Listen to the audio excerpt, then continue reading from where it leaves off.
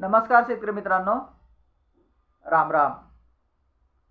शेतकऱ्यांची शेतीशाळा अलक्रॉप development 80-20 farming business school. विषमुक्त अन्न निरोगी जीवन एक मिशन. पूरे भारत में हम ये मिशन चलाना चाहते हैं और पूरे भारत को हम विषमुक्त अन्न खिलाना चाहते हैं. क्या जो आज हम खा रहे हैं सुबह से लेकर शाम तक, जो हम पी रहे हैं सुबह से लेकर शाम तक, जो हम सांस में ले रहे हैं सुबह से लेकर शाम तक, को वो जो हम एलिमेंट्स ले रहे हैं, विटामिन्स ले रहे हैं, कार्बोहाइड्रेट ले रहे हैं या कोई प्रोटीन ले रहे हैं, क्या ये जहर है या शुद्ध है, इसकी हमें अच्छी तरह से जांच करनी चाहिए.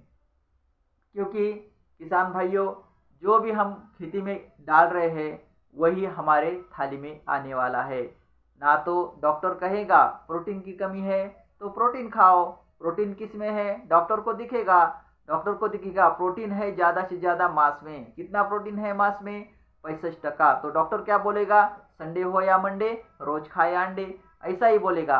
क्योंकि डॉक्टर को तो उतना ही दिखा है ना कि प्रोटीन किस में है, मांस में है, तो मांस में और अंडे में है. उसके बाद क्या है? उसके बाद दालों में है. दालों में कितना है? सोयाबीन में है. सोयाबीन कितना है? 40% है, 35% है. और दालों में कितना है? हमारे दालों में है 15 से 20%. तो उसके बाद बोलेगा दाल खाओ. तो फिर उसके बाद क्या है? उसके बाद तीसरा जो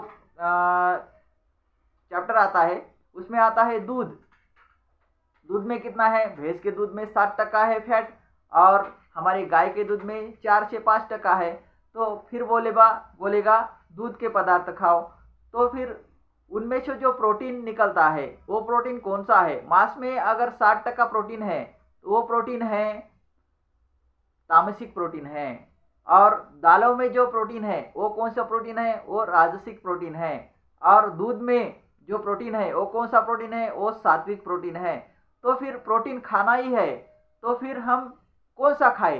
डॉक्टर जो बोले वो खाए या हमारा जो आधुनिक विज्ञान बोले वो खाए या प्राकृतिक विज्ञान बोले वो खाए? हमारे प्राकृतिक खेती में बताया गया है कि छाछ में या छाछ के ऊपर जो लोनी निकलता है ना, उस लोनी में या घी में 100% प्रोटीन है और वो भी सात्विक है.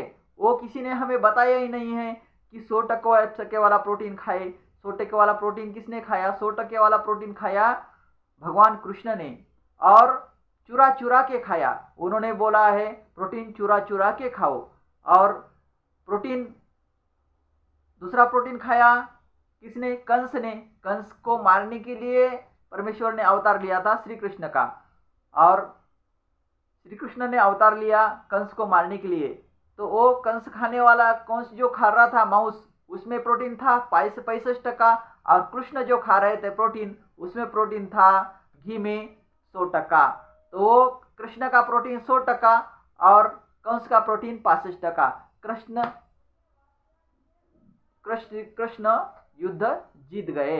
यानी 100% वाला प्रोटीन और 65% वाला प्रोटीन, 65% वाला प्रोटीन को 100% वाला प्रोटीन ने हरा दिया. तो इस तरह से हम अगर नेचुरल में अच्छी तरह से अगर हम जांच करें तो हमारे प्राचीन कृषि विज्ञान में बहुत सारी ऐसी बात है, गो आधारित कृषि में या प्राकृतिक आधुनिक कृषि तंत्रज्ञान में बहुत ऐसी बातें हैं जो हमें पता ही नहीं है. तो इस बात की हमें जांच करनी चाहिए. और हम विषमुक्त अन्न निरोगी जीवन, हम जो खा रहे हैं, हम जो पी रहे हैं, हम जो सांस में ले रहे हैं, क्या ये शुद्ध है? क्या इसकी जांच करनी जरूरी है. हर इंसान को, हर नागरिक को, हमारे देशवासियों को, सबको ये जांचना जरूरी है. हम जो हमारे परिसर में, हमारे घर में क्या क्या है आज, इसकी जांच करनी चाहिए. हमें ताकत पहुंचाने वाली चीज हमने आज छोड़ दी है, उसकी जांच करनी जरूरी है. हमारे घर आज भरे हैं, किससे भरे हैं? हमारे घर आज भरे हैं प्लास्टिक से, हमारे घर आज भरे हैं एल्यूमिनियम से, हमारे घर आज भरे हैं स्टील से. प्लास्टिक, स्टील या एल्यूमिनियम, ये कौन सा धातु है? ये निगेटिव धातु है. तो इस निगेटिव धातु से हमारे जो घर भरे हैं वो ये ट्रैप तो नहीं है ना, इस ट्रैप में हम फंस गए हैं। वो ट्रैप, अगर इस ट्रैप में हम फंस गए हैं, इसके बाहर हम कैसे निकले, उसकी सोच है हमारे पास? नहीं है। तो वो सोच हमें इनपुट करनी चाहिए। जैसा होगा इनर वर्ड वैसा तो होगा आउटर वर्ड, जैसा होगा इनर वर्ड वैसा तो होगा आउटर वर्ड। तो हम जो जो सुबह से शाम तक कर रहे हैं उसको लिखो और उसको आजमा के देखो। हम जो आज हमारी दिनचर्या है, इस दिनचर्या में और हमारे पूर्वज के दिनचर्या में क्या फर्क है? हमारे पूर्वज कौन से थाली में खाना खाते थे? हमारे पूर्वज कौन से ग्लास में या लोटे में पानी पीते थे? हमारे पूर्वज पानी कैसा घर में रखते थे? हमारे पूर्वज रोटी घर में कैसे रखते थे? हमारे पूर्वज कैसे रोटी रखते थे पता है आपको? सीखे रहते थे, सीखे, और ऊपर टांग के रखते थे। तो क्यों रखते थे? उसके लिए विज्ञान है। हमारे घर में एक कॉट है या तकिया है, तो तकिया 1.5 फुट के ऊंचे ही क्यों रहती है? खुर्ची है, खुर्ची 1.5 फुट के ऊंचे ही क्यों रहती है? उसको जांच करने की जरूरत है, उस पर ध्यान देने की जरूरत है। हमारा जो भारतीय कृषि विज्ञान है, प्राचीन भारतीय कृषि विज्ञान है, उसको हाईलाइट करने की आज जरूरत है।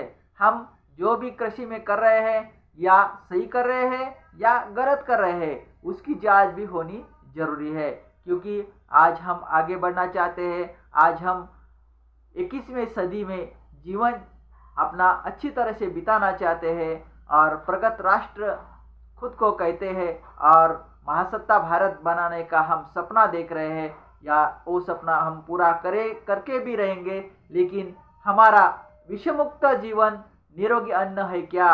निरोगी अन्न अगर होगा, विषमुक्त अन्न होगा, तो निरोगी जीवन हमें मिलेगा।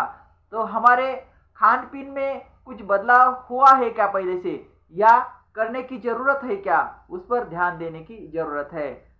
तो इस कार्य में आप सब किसान हमारे साथ रहे।